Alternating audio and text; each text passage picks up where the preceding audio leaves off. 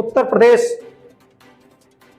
विश्व हिंदू परिषद महासंघ के गोरक्षा प्रकोष्ठ के प्रदेश अध्यक्ष प्रवीण दुबे जी से बात कर रहे हैं और आप लोगों के बीच में ले आ रहे हैं कि गौ माता को किस तरह से तमाम उनकी अव्यवस्थाएं हैं उसको सही किया जाए, उनके बारे में तमाम जो योजनाएं हैं वो नहीं लागू हो पा रही है उसको पूरा किया जाए।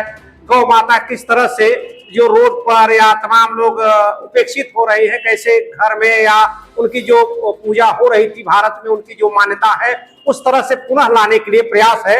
इसके बारे में तमाम बिंदुओं पर मैं आपसे बात करूंगा और आप अपने दर्शकों के बीच में ले आऊंगा कि क्या है, कैसे है, किस तरह से गौ माता के बारे में आपके विश्व हिंदू महासंघ की ओर से कार्य किया जा रहा है, उसके बारे में मैं प्रवीण जी से जानना चाहूंगा।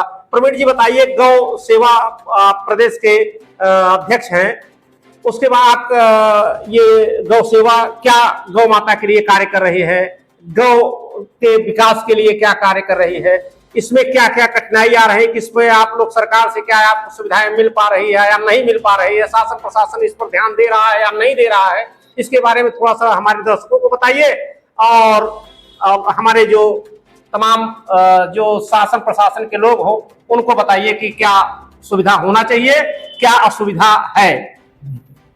जय योगी जी, जय गौ माता। जैसा कि हमारे प्रदेश के मुखिया परम पूज्य योगी आदित्यनाथ जी महाराज का जो संकल्प है और जिस विषय को लेकर के उन्होंने शुरू से मुखर रहे, पूज्य महाराज जी जब कभी सांसद हुआ करते थे गोरखपुर से, तब भी उन्होंने गौ रक्षा और गौ संवर्धन के लिए बहुत सारे काम किए। कई आंदोलन उन्होंने गौ सेवा के लिए और गौ रक्षा के लिए किया। उसी कड़ी को आगे बढ़ाने का प्रयास पूज्य महाराज जी के दिशा निर्देशों पर और उनके आदर्शों पर हम लोग करने का प्रयास कर रहे हैं।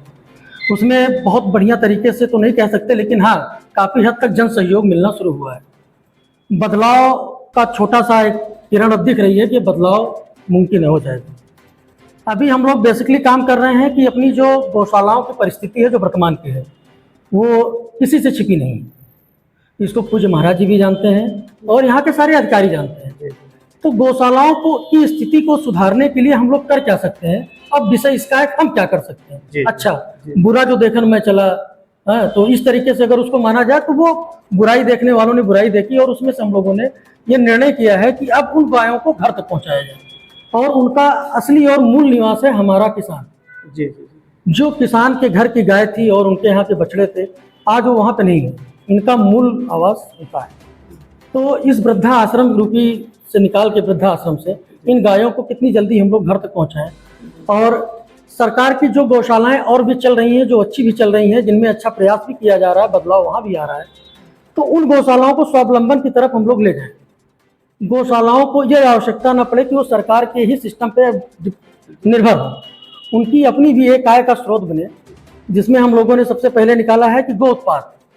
गौशालाओं पे समूह की महिलाओं को जोड़ा जाए, उनके माध्यम से हम लोग कुछ काम, कुछ हथकरघा काम, ऐसे कुछ चीज़ों को डेवलप करें उस गौशाला में। और आम जनमानस को जोड़ने के लिए जो मैरिज एनिवर्सरी और जो जन्मदिन हम लोग अपने घरों में मनाते हैं, ऐसे आम लोगों को प्रेरित किया जाए, कुछ अच्छे लोगों को प्रेरित किया जाए कि आप अपने बच्चे का जन्मदिन हो तो एक बार गौशाला पे आइए, ज़्यादा कुछ नहीं, 5 किलो गुड़ खिला दीजिएगा और आइएगा। बहुत अच्छी तो इस तरीके से एक बदलाव समाज में लाने का प्रयास हम लोग छोटा सा कर रहे हैं और इसमें अभी तक काफ़ी हद तक हम लोग कामयाब भी रहे हैं। और आज हम लोग प्रयागराज इसी उससे आए थे कि अब यहाँ पे भी हमारे यहाँ के जिला अध्यक्ष हैं श्री सर्वेश शर्मा जी, यहाँ के हमारे वरिष्ठ उपाध्यक्ष हैं श्री पांडे जी और सुशील पांडे जी और हमारे पितामह यहाँ बैठे हैं संगठन से। बीच में प्रवीण जी, मैं एक और आपके से जानकारी मिला कि बुंदेलखंड के महोबा जैसे गायों में जो तमाम तरह के ज्यादा अन्य जगह की अपेक्षा वहाँ ज्यादा अव्यवस्था है, उसकी वो क्या अव्यवस्था है, वहाँ के बारे में कैसे आप व्यवस्था बना रहे हैं? देखिए, वहाँ का कल्चर एक ऐसा बन चुका था तो वहाँ गाय खुली हुई छोड़ी जाती थी शुरू से ही, और आज की कोई नई परंपरा नहीं थी। अब वहाँ पे हुआ ये कि डेवलपमेंट हुआ, जबरदस्त औद्योगिक डेवलपमेंट हुआ, सड़कों का विकास हुआ। अब जो शहर था वो शहर से गांव की तरफ काफी मूव कर गया। अब वो गाय ऐसा लगने लगा कि सड़क पे आ गई। जो गाय पहले खलिहान में रहती थी अब वहाँ पे सड़क, तो ये एक समस्या है। दूसरी चीजें जो वहाँ के लिए ये है कि वहाँ पे पहाड़ी है, लोग गायों को वैसे भी छोड़ते हैं पहाड़ी पे चरने के लिए, और उनकी गाय समझदार होती है, वो दिन भर चरती है, शाम को अपने आप घर चली जाती है। तो वो एक परंपरा वहाँ की बनी है। वहाँ के लिए भी हम लोगों ने बात किया अधिकारियों से भी कई बार निवेदन वहाँ भी किया है कि इन गौशालाओं को गौशाला तक पहुँचाया जाए, गौशाला से फिर इनको किसानों तक दिया जाए। सरकार ने हमारे यहाँ एक स्कीम शुरू की है सहभागिता की, जिससे जन सहभागिता बढ़े। उसके लिए सरकार एक गाय पे 1500 रुपये जी देने का उसका प्रावधान है। और अभी का जो सिस्टम है कि अगर एक आधार कार्ड पे हम लोग 4 गाय ले सकते हैं, इसमें आम जन भागीदारी शामिल की गई है। तो ऐसी चीज़ों को आम जनमानस को बताया जाए तो कुछ उसको आर्थिक सहयोग सरकार से मिलेगा, उसी बहाने गाय भी पलेगी, और उसका जो गोबर और गौमूत्र मिलेगा वो खेती में जाएगा, उससे वो प्राकृतिक खाद भी बनाएगा, और उससे वो बीमारी से भी बचेगा। इसका कथन किया सरकार और शासन प्रशासन गौ पर पूरा ध्यान और फोकस कर रही है। सरकार, अब आप आज़ादी के बाद से ये पहली ऐसी सरकार है जिसने इतना बड़ा बजट गौशालाओं को दिया। इस समय आपके उत्तर प्रदेश में 17,500 गौशालाएं हैं जी और यहाँ पे लगभग 26 लाख से अधिक गोवंश संरक्षित। ये विश्व के इतिहास में पहली सरकार है, और पूज्य महाराज जी की ये सरकार है जिसने गौ रक्षा, जीव दया, प्राणी सेवा और पर्यावरण पे इतना बड़ा काम किया।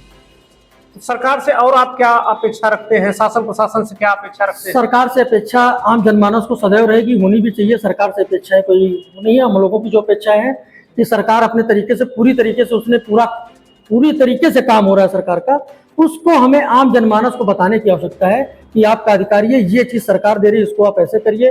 कुछ अधिकारी जिस तरह से होते हैं वो अधिकारी आज भी यहाँ पे हैं, तो हर जगह होते हैं, वो मानसिकता होती है, उसको नहीं बदल सकते।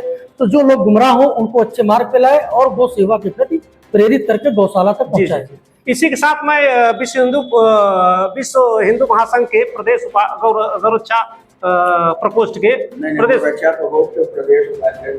अच्छा विश्व हिंदू नहीं आप ही बताइए ना, विश्व हिंदू महासंघ के आप प्रदेश उपाध्यक्ष हैं, तो आप थोड़ा बताएं कि और इसमें बेहतर क्या हो सकता है। देखिए, सबसे बड़ी बात केवल इतना है कि पूज्य महाराज योगी आदित्यनाथ जी ने जिस प्रकार से गो रक्षा, गो सेवा, गो संवर्धन की योजनाएं बनाई हैं, वास्तविकता यह है कि उसी को यदि हम ईमानदारी से लागू करते हैं तो हमारा किसान, हमारा जो गो सेवक है वो और आम जनमानस में अपने आप जो है खुशहाली आएगी, क्योंकि इससे आर्थिक विपन्नता जो है वो भी दूर होगी आम लोगों की, और लोगों को हमारी संस्कृति से जोड़ने का एक अवसर प्राप्त होगा। जी, यहाँ बहुत अच्छी पहल गौ सेवा पर हो रही है सरकार के द्वारा, आपके द्वारा, आप लोगों के द्वारा बताया जा रहा है कि बहुत अच्छी व्यवस्था सरकार के द्वारा भी की जा रही है। ये बहुत अच्छी बात है, और मैं भी सरकार से और शासन प्रशासन से कहूंगा कि इसमें और बेहतर हो, जिससे भारत की जो पुरातन संस्कृति हो, जो समृद्ध भारत था, वो पुनः अपने स्थान पर पहुंचे और गौ माता की जो मान्यताएं थी उस तरह से मान्यता मिले। इसी के साथ जय हिंद, जय भारत। मैं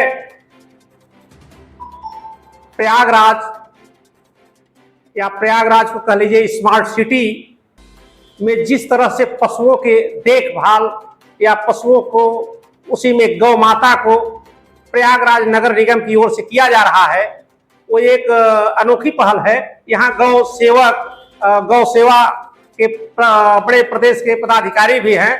तो मैं डॉक्टर विजय अमृतराज जी से जानकारी जानना चाहेंगे, और हम अपने दर्शकों को भी यह बताएंगे। डॉक्टर बताएं कि किस तरह से आपकी ओर से, नगर निगम की ओर से, स्मार्ट सिटी की ओर से पशुओं को और विशेषकर गौ माता के बारे में कार्य किया जा रहा है।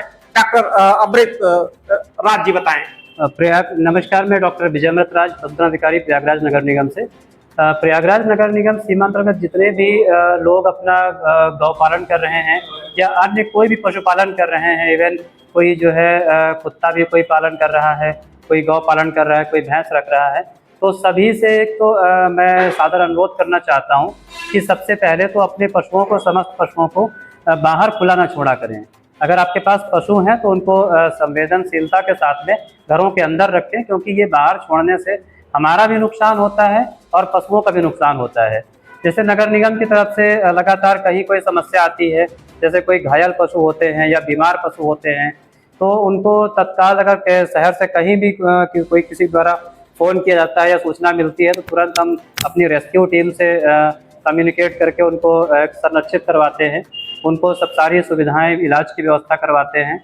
जैसे अभी इस समय बाढ़ प्रभावित क्षेत्रों में बहुत सारी समस्याएं आ रही हैं, तो हमारी सारी टीमें चारों तरफ लगी हुई हैं और जहाँ जहाँ भी ऐसी समस्याएं आ रही हैं, प्रत्येक पशु को हमारी कोशिश रहती है कि उनको रेस्क्यू करके एक सुरक्षित स्थान पर लाया जाए, उनको सही तरीके से देखभाल की जाए और इसके बाद जैसे ही चीज़ें सामान्य होती हैं, फिर उनको जहाँ पे रहते हैं वो उनको वहीं पर फिर से दोबारा से स्थापित किया जाए। तो इसी तरह नगर निगम में जहाँ से भी कहीं कोई पशुपालक होते हैं, बहुत सारे लोग छोड़ देते हैं बाहर, तो इसको भी सुझाव होता है सब लोगों के लिए कि अपने अपने पशुओं को घरों में बांध के रखें। तो इससे क्या होता है कि पशु हमारा सुरक्षित रहता है और हमारा आम जनमानस भी सुरक्षित रहता है। ठीक है, धन्यवाद। जी जी जी, इसी के साथ में पांडे जी जानकारी अपना परिचय बताएं और कि क्या है पशु के बारे में, गौ सेवा के बारे में। मैं सुशील कुमार पांडे, वरिष्ठ उपाध्यक्ष प्रदेश गौ रक्षा प्रकोष्ठ। हम लोग माननीय मुख्यमंत्री योगी आदित्यनाथ के दिशा निर्देश वो हमारे परम पूज्य जी द्वारा गोरक्ष पीठ द्वारा गौरक्षा का जो कार्य हम लोगों को सौंपा गया है,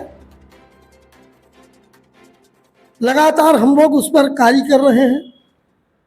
रात दिन एक करके गौशालाओं पे जाके सारी समस्याओं को जहाँ कहीं कमी भी है उसे सीबीओ साहब से, नगर पशुधन अधिकारी से कह के घायल जो पशुएं हैं, गौ माताएँ हैं, उनकी इलाज के लिए लगातार तत्पर रहते हैं और इसी उद्देश्य के लिए हम लोग कार्य कर रहे हैं। जी जी जी, पंडित जी, इसी के साथ मीनाक्षी गोस्वामी जी भी बताएं कि आप गौ सेवा के बारे में या गौ के लिए आप क्या कार्य कर रहे हैं। मीनाक्षी गोस्वामी। बहुत बहुत धन्यवाद भैया।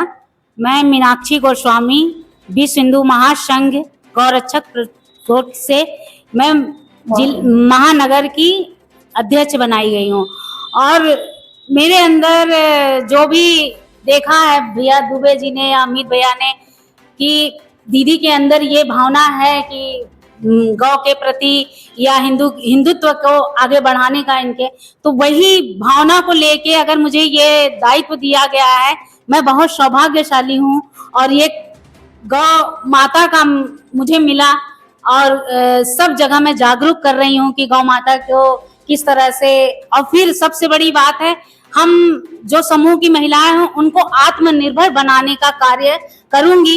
किसी भी दान की हमें आवश्यकता नहीं है, हम भिक्षा लेके नहीं, हम गौ माता के ही गाय के गोबर से, उनके उत्पादन से ही हम उनकी सेवा कर सकते हैं और हर घर में गाय को रखने का, हर एक घर में गौ माता हो, उन्हीं से हम उनका गौरक्षक भी होगा और माननीय योगी जी का जो दिशा निर्देश है उसको हम सभी महिलाओं को जागरूक करेंगे।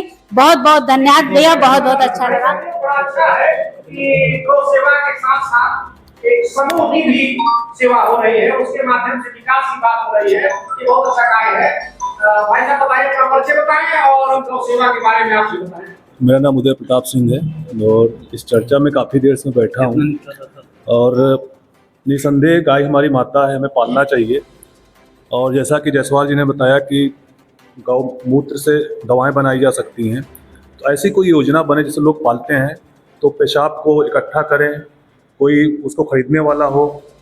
जब तक इसको बाजारीकरण नहीं करेंगे, व्यापार से नहीं जोड़ेंगे, तो जहाँ तक मुझे लगता है उद्देश्य पूरा नहीं होगा।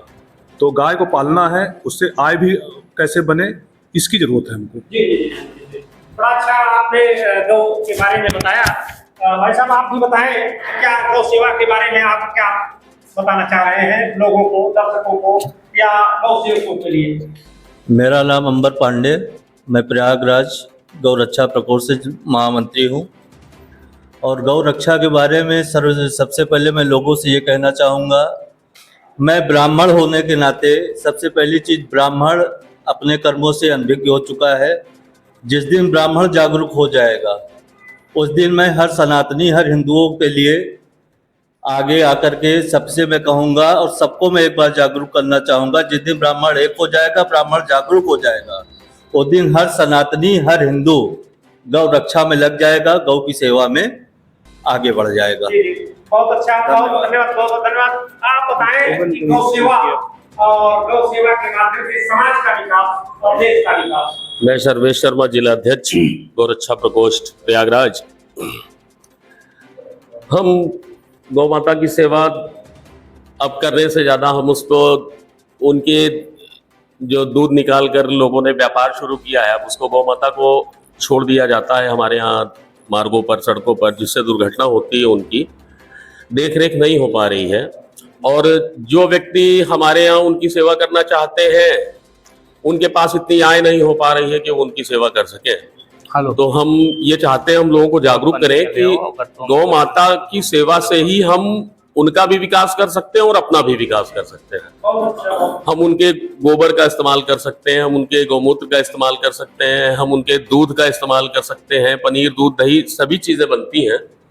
उन चीज़ों को करके हम गौ माता को भी बढ़ाएं, अपने आप को भी बढ़ाएं और गौ सेवा को भी आगे बढ़ाएं। बहुत बहुत धन्यवाद, बहुत बहुत धन्यवाद। अब आशुतोष जी, आप गौ सेवा के बारे में बताएं कि गौ सेवा कैसे होना चाहिए, गौ सेवा के बारे में या लोगों को जागरूक करें।